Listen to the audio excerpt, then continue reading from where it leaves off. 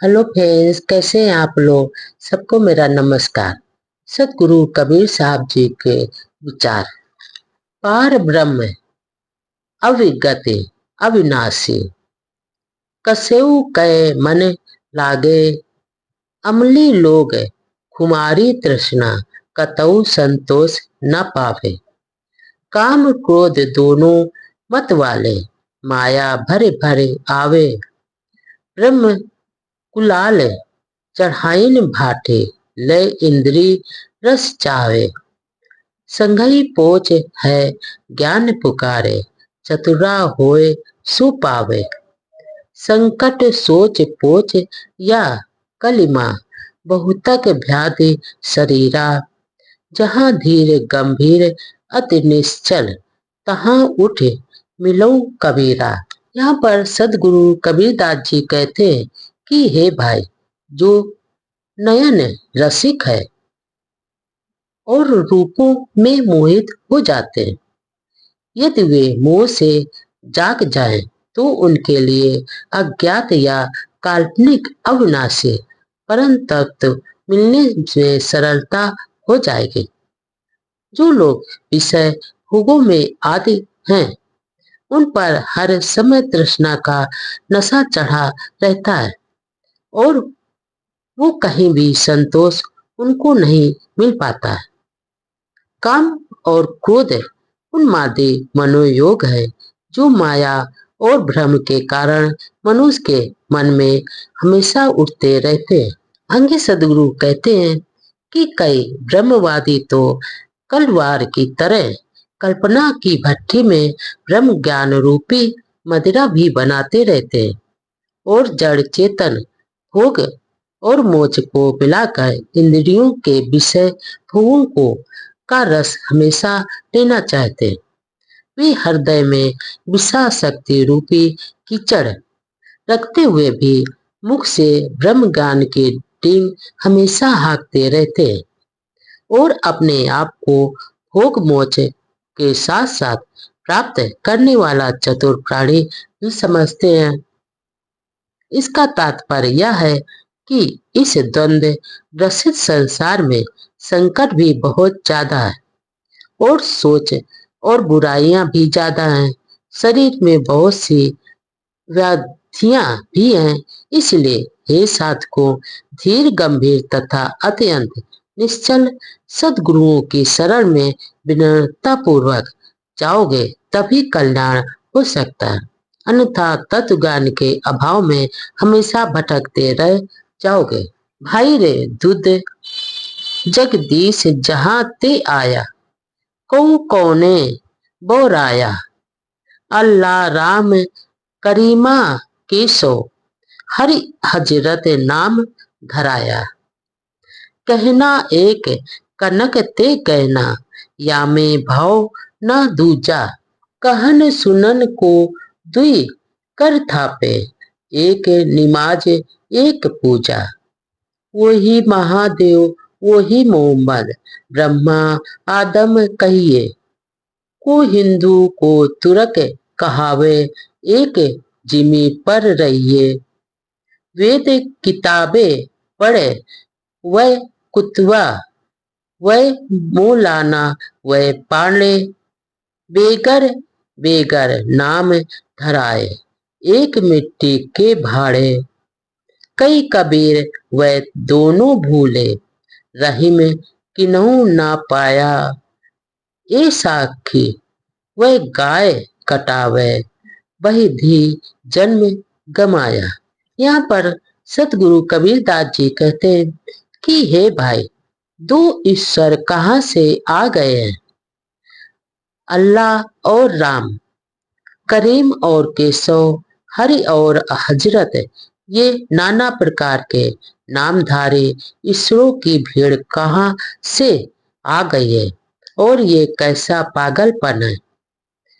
अंगे सदगुरु कबीरदास जी कहते हैं कि इसका तात्पर्य यह है कि जैसे एक सोने से अनेक गहने बनते हैं, परंतु सारे गहने केवल सोना ही तो हैं, ठीक उसी प्रकार कहने सुनने के लिए कोई नमाज पढ़ता है और कोई पूजा करता है, परंतु दोनों का अर्थ एक ही है। महादेव तथा ब्रह्मा में श्रद्धा रखते हैं तो मोहम्मद और आदम में भी रखना चाहिए। जब सभी मनुष्य एक ही जमीन पर रहते हैं तो यहाँ कौन हिंदू और कौन मुसलमान है। आगे सदगुरु कबीरदास जी कहते हैं, समझाते हैं कि हे मानव, वे वेद शास्त्र पढ़ने वाले पंडित और कुरान की किताब पढ़ने वाले मौलवी अलग अलग भाषा में अलग अलग नाम रखे हैं, परंतु सब एक ही मिट्टी के ये मनुष्य बने हैं। इसका तात्पर्य यह है कि दोनों ही अपने रास्ते को भूल चुके हैं। मुसलमान राम को नहीं समझते और हिंदू रहीम को नहीं समझते हैं, क्योंकि देव स्थानों पर बकरे का वध करते हैं और अल्लाह के नाम पर गाय की कुर्बानी देते हैं। सिर्फ वाद विवाद में ही जन्म जो ही अमूल है, सब गमा बैठते हैं। हंसा सन से सूर छुरी, कुहिया गैया पीवै, बछरवा दुहिया, घर घर सावज खेले, अहेरा भारत ओटा ले, पानी माई तलफी गई फू भरी, धूरी हिलोरा दे, धरती बसे बादर भीजे, भीट भय पो राऊ, हंस उड़ाने ताल सुखाने, चहले बिंदा पाऊ, जो लो कर डोले पगु, चाले तो लो आस ना कीचे, कही कबीर जी चलत ना दिसे, तासु बचन का लीजे। यहाँ पर सदगुरु कबीरदास जी कहते हैं कि हे हंस, तुम्हें संशय की छुरी की कत्ल कर रही है। आश्चर्य की बात यह है कि माया रूपी गाय भी पी रही है और जीव रूपी बछड़ा दुहा जा रहा है, और जीव रूप बछड़ा निस तेज होता जा रहा है। घर घर में शिकार है, अखेट कर रहा है और शिकारी भाग रहा है या छिप रहा है। विषय मन जीव का शिकार हमेशा करता रहता है और जीव देवी देवताओं की शरण में भागकर बचना चाहते हैं। यही नहीं, शीतल जल में पड़कर बालू गर्म हो गया है और धूल में तरंगे उठ रही हैं। यहाँ आत्मा शीतल जल है और मनोवृत्ति बालू और धूलवत तुच्छ कल्पनाएं तरंग मार रही हैं। और धरती परसती है जबकि बादल भीग रहे हैं और ऊंचे ऊंचे टीले भी पानी में डूब गए हैं और तैरने लायक हो गए हैं। इसका आगे सदगुरु कबीरदास जी कहते हैं, ये तो कल्पनाओं का आधार होने के कारण बुद्धि काल्पनिक वर्षा कर रही है और जीव उमड़ घुमड़ कर भीग रहा है और टीले रूपी बड़े बड़े ज्ञानी मुनि इसमें डूबे जा रहे हैं। सोचने योग्य बात यह है कि हंस पहले उड़ गए, ताल बाद में सूख गए, फिर भी हंस का पैर कीचड़ में ही फंसा रह गया।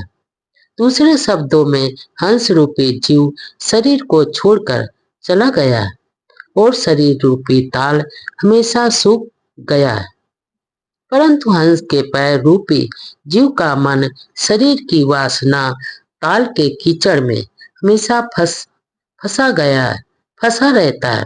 ये मनुष्य जब तक हाथ पैर चलता है, किसी दूसरे की आशा मत करो।